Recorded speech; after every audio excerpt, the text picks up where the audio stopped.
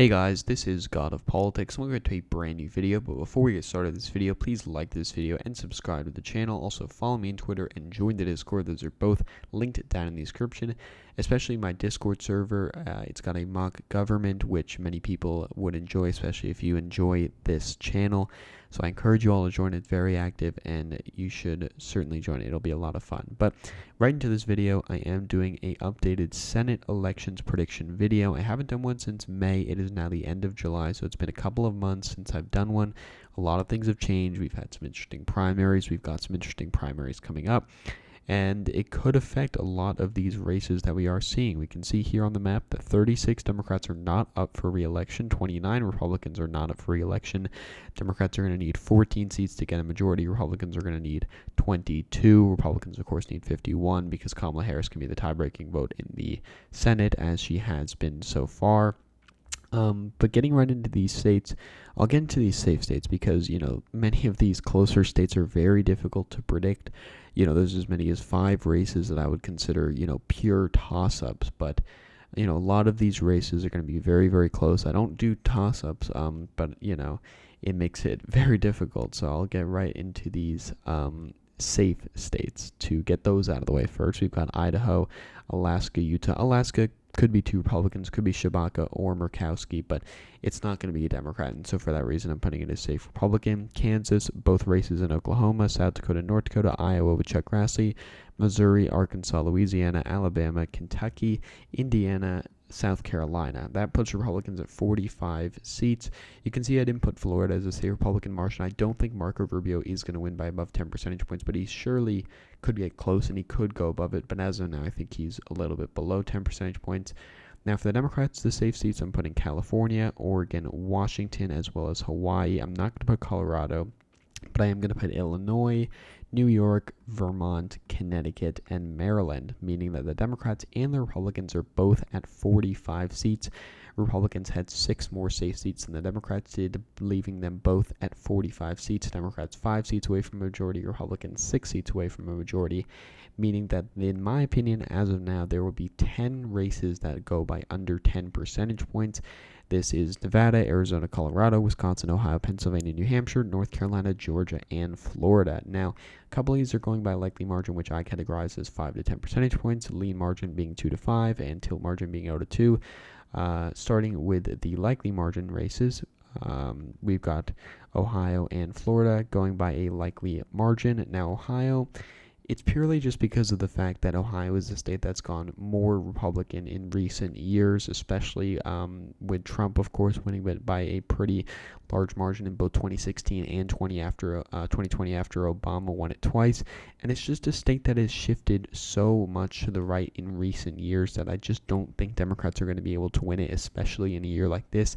That's not to say Tim Ryan is not a decent candidate who has outperformed a lot and probably will outperform what you would expect from a generic candidate in this year, but he is not going to win. He's not going to make it that competitive. I would be pretty surprised, honestly, if he wins, or if he loses, I should say, by, more than a couple points less than what Biden lost it by, because this is just not a good year for Democrats, despite J.D. Vance virtually not campaigning, at all. It's an exaggeration, of course, but he's just not been running a good campaign. He's still going to win by a pretty substantial margin.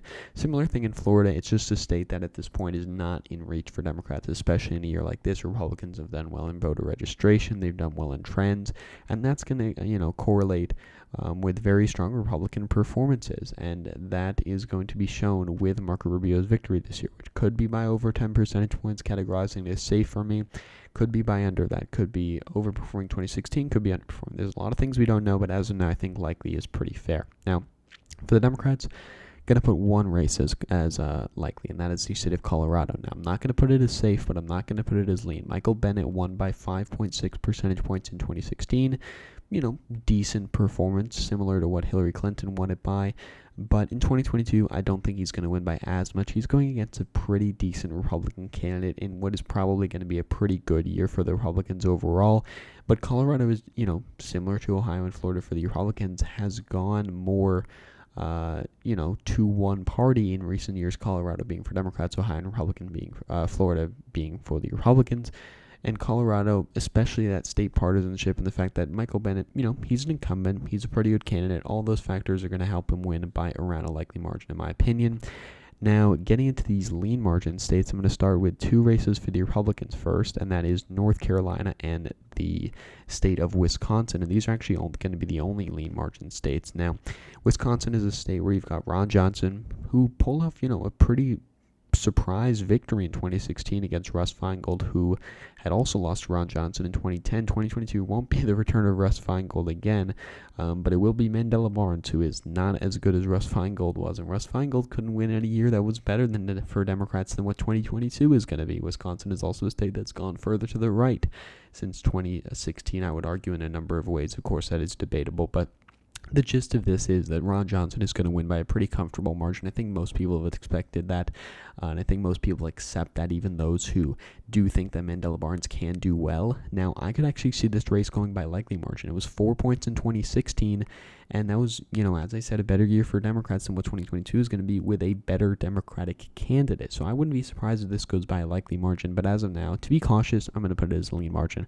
In the state of North Carolina is just one of those stubbornly Republican states, similar to how you can argue Nevada was stubbornly Democratic for a while, especially in a number of races, excluding, the gubernatorial races, a lot of those things. But in a lot of races, it was stubbornly Democratic. And in North Carolina, been stubbornly Republican in a lot of races, with the exclusion of the gubernatorial race as well. And a few other races, a few exceptions. But overall, this is a state that's just been very difficult for Democrats to win. They're running a decent candidate, but she's a candidate that lost in 2020, which is a better year than what 2022 is going to be. Republicans are running a pretty decent candidate, a congressman who, is a more Trump-style candidate, but it doesn't really matter because, North Carolina had voted for Trump. North Carolina has voted for candidates like Trump. They voted for Mark Robinson, the lieutenant governor, who is arguably more conservative than Trump is. So North Carolina has certainly had the ability to elect conservative candidates and elect them by pretty decent margins. And I think 2022 will be a repeat of that. And I think that it's going to go Republican by a lean margin. Now, we can see here, I'm predicting 5 races to be between 0 and 2 percentage points. That would be a very high proportion of the races. You usually don't have that much competitiveness, but we're just seeing a lot of interesting races this year. You can see Democrats are going to have to win 4 of these 5 if they want to win the majority. Republicans are only going to have to win 2 of them. Of course, Republicans need 51 seats, Democrats need 50, but I just don't think it's going to happen, and I'll get into them right now. I'll just put all these races, decide all these races. Georgia, Arizona, Nevada, and Pennsylvania, I have all going to the Republicans, but I have New Hampshire going to the Democrats. Now, I had New Hampshire going to the Republicans in my last prediction, but I do have it going to the Democrats now. Well, why is that? Well, I do think that Democrats are just generally in a better position than they were a few months ago. I feel like that was the worst position for Democrats, and of course, they could get back to that position. It could get even worse than that. But if you look at these polls, which of course you can't trust too much, we can see here that Maggie Hassan is winning by a pretty decent margin. Republicans are not running their best candidate, but they're not running their worst. And New Hampshire, in contrast to the states of Arizona, Nevada, and Georgia, where Democrats are defending seats in very marginal Biden states, New Hampshire is not a marginal state. Biden won it by 7 8 percentage points, so it's a little bit of a different dynamic. It's also not got the same high profile part of it that many of these other races do, especially the state of Georgia, especially Pennsylvania, especially Arizona. So it's just a different kind of race, and I feel like given that Democrats are in a slightly better position than they were, I'm going to put it as a tilt margin for the Democrats, though again, tilt could go either way, and I could certainly see this race going either way in November, just like I could see these 4 races I've listed as tilt Republican going the either way. If we can start off with Nevada. Nevada is a state that Republicans have generally, not done that well in at the Senate level. They lost it in 2010. They lost in 2016. They had the race flip from Republicans to Democrats in 2018. 2012 was really the last year that Republicans did well in these federal races. Of course, 2014, I should say, they won those U.S. House races, but, that was a red wave, and, I feel like we may see a repeat of that. 2012, of course, we had Dean Heller win that Senate race. That was a strong performance for Republicans. 2014 was a strong performance for Republicans. Republicans. But 2016, Hillary won. 2018, Democrats, won most of those races. So 2022, I feel like, is going to be a reversion back to what we saw in 2014 and 2012. Republicans have a lot of strength in Nevada. I made a video about it about how Republicans could win a lot of different races here, and I think the Senate race is one of them. Democrats are running, Catherine Cortez Masto, not the best candidate, not the worst, votes with Biden on pretty much everything, but, she's not a national figure the way some other Democrats are. And Republicans running Adam Laxalt, who is, not the best candidate. So, given we've got mixed histories in the state of Nevada, but recently Democrats have done pretty well, and the fact that, it was a very marginal state for Biden, I think Republicans certainly have a good opportunity here. And I think that at the end of the day, all things considered, there's a lot of things to consider. I think for now, I'm putting it as still Republican. Now, Arizona, I'm also going to put as still Republican, but I could see this race going either way as well. We've got Mark Kelly going up against probably Blake Masters. The primary's on Tuesday. Blake Masters is winning in the polls, but Blake Masters is really not a good candidate. He's probably the worst candidate they could have run of the ones running. He said a lot of questionable things that he's been criticized for, and that is probably going to hurt him in a general election in a state that trended towards the Democrats because of a lot of the questionable things that were done and said by Donald Trump, which, turned a lot of suburban voters away from him. And so, in 2022, it's going to be a very interesting race. Mark Kelly could certainly win, but as of now, I do think that Blake Masters, the fact that it's a good year for Republicans, is going to carry him over the line. Similar thing in Nevada. While Democrats have had recent strength, as I've said, it's been stubbornly Democratic in recent years. They can have strength as a result of the similar things that propelled them to victory in the past. And so Republicans, if they can return to their old ways, I think they'll be in a pretty good position in the state of Arizona where they can attract those suburban voters. If they can win those suburban voters, they're most likely going to win this race. And so I think Arizona, for now, I'm going to put it as still Republican. Georgia, similar thing. You've got Raphael Warnock against, you've got Herschel Walker for the Republicans. Now, Republicans are going to need to get some of those suburban voters back. They're going to need to turn out their voters, especially the base. Are they going to turn out for someone that's not Trump? Well, they didn't do it in the runoffs. And 2022 is going to be a different story. But as of now, I think that, this is a very, very marginal state, and Republicans are going to have a good year in all likelihood. I just cannot say in good conscience that Democrats are favored in this race. I can say that they have a decent shot, but for now I cannot say that they are favored. Pennsylvania, I also think Republicans are favored.